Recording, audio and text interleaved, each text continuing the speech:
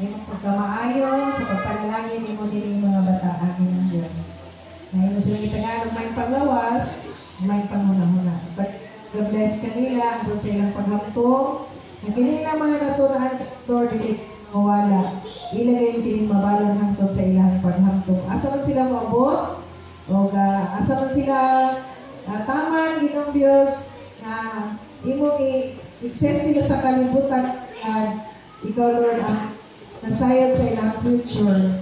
Kinagingon ka sa imong pulong sa Jeremiah, for you know the plans you have for them. So, i-bless ka niya mga bata, Lord. Ilayo mo sila sa tiyan, ang ikaw maghahatag kanilang langit mong kaalam, kahibalo, o ikaw, Ginoong Diyos, mag-appreciate.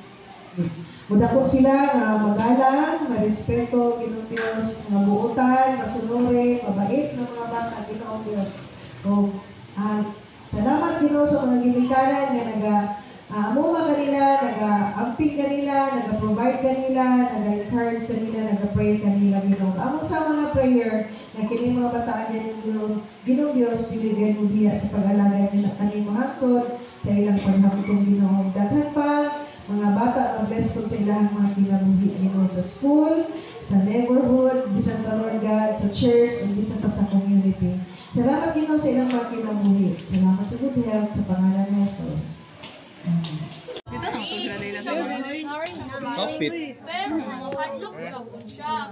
Kay? Kita lang ko. Ano sila yung mga? Pagitakyong siya. Yeah. Yeah. Yeah.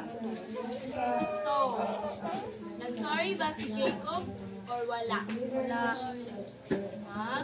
Sorry siya. Uy, nagbalik siya. Nag-sorry siya.